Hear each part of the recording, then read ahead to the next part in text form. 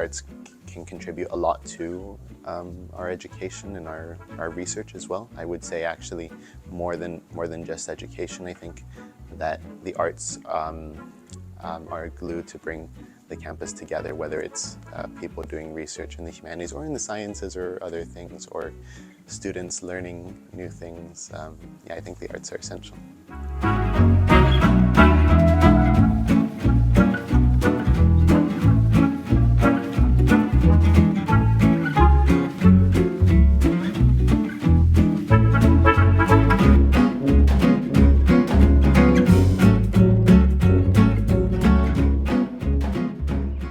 My name is Cesar Salcedo. I am a visiting student here at UC Berkeley this fall 2022. I study computer science, and I study like my major computer science back in Peru.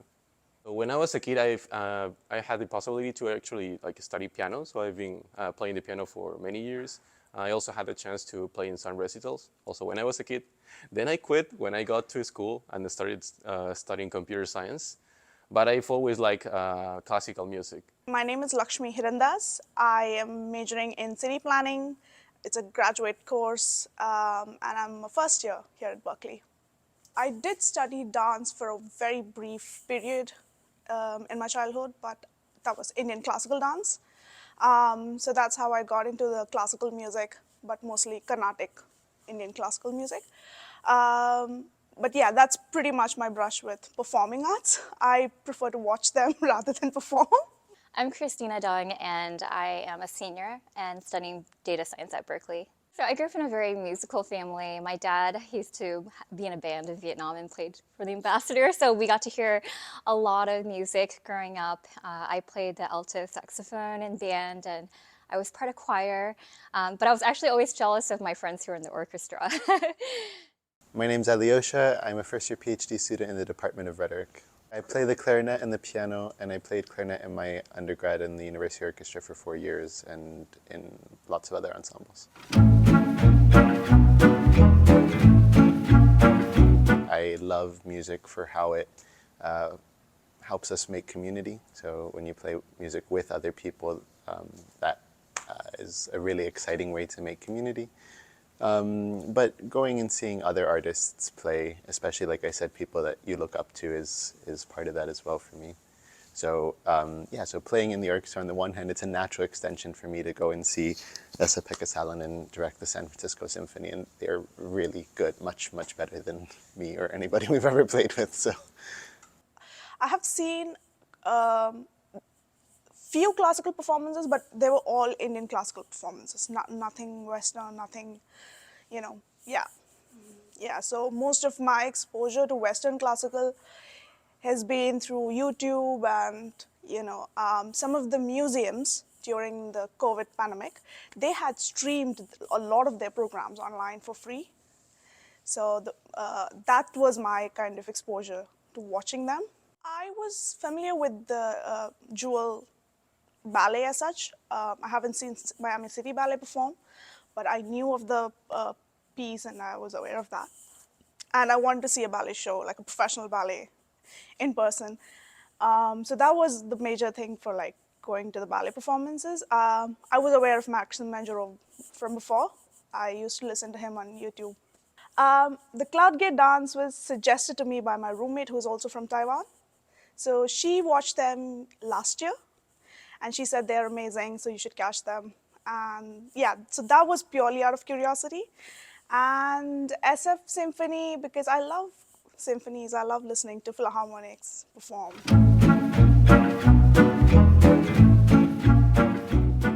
Most recently, I got to see the San Francisco Symphony with one of my best friends.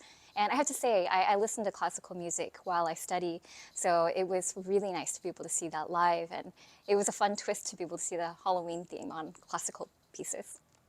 Overall, I would say the quality of performances was amazing.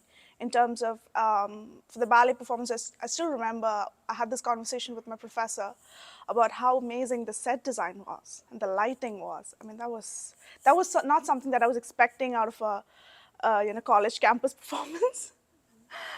So that's really sort of set the bar, I would say.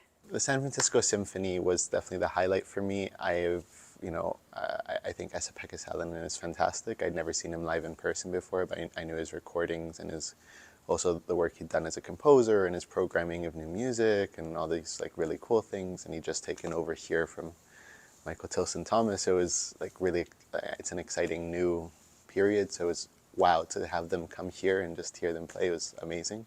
The Jewels, the Miami City Ballet. And that was really great. But I know nothing about ballet, so that was an example of me just doing something different.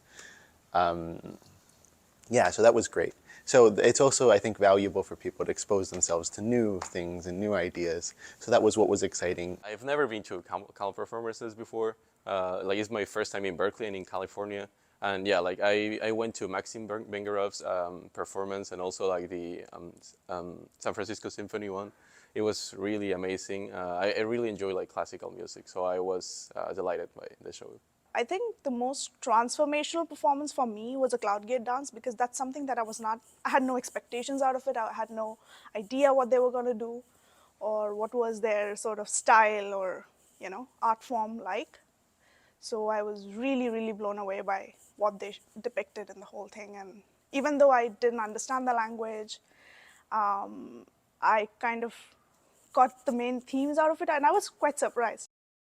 That was such a privilege to be able to get premier orchestra seats. I had bad vision actually, so it was wonderful to be able to see all the nuances, the performers' expressions, and just being able to feel the energy up close.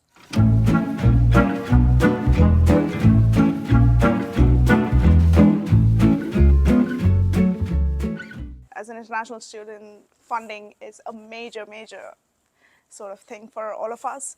So getting to see this for like $10, that's like unimaginable.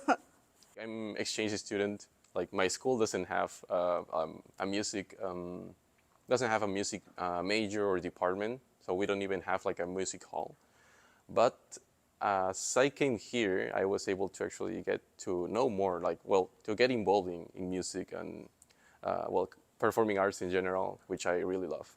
I love live performances, especially when I lived in New York City. I remember, I wasn't a student then, but I was on a very limited budget. And there was something called rush tickets. And so my friend would actually send me to go stand in line for hours just to get standing room only seats. That's how far we would go to be able to see the live arts. So I was really fortunate and happy to see that tickets are made so accessible here with Golden Bear Circle. And it was a really easy process to get the tickets, and yeah, I'm very grateful for that.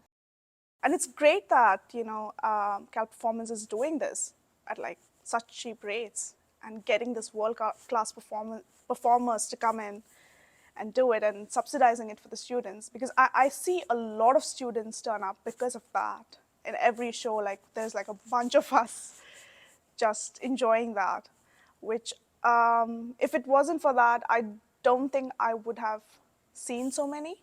I would probably have rationed maybe one show or two shows a year. But because of the subsidized rates, I'm getting to enjoy everything that I want to. I think that performances of the highest caliber need to be accessible to everybody. I think that's essential to creativity. If you have a financial barrier to the arts, you're really lowering the likelihood that somebody will go and try something new, that they'll hear something different, that they'll expose themselves to different ideas. Just having a program to make these sorts of things available to everybody is, I think, really, really important.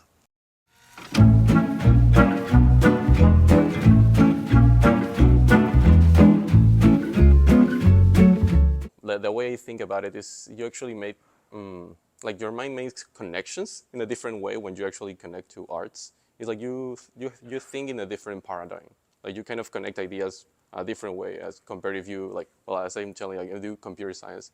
If I was only focused on science and research, I wouldn't think as I think right now, because I try to connect kind of both worlds in my head, if I can say it some way, yeah.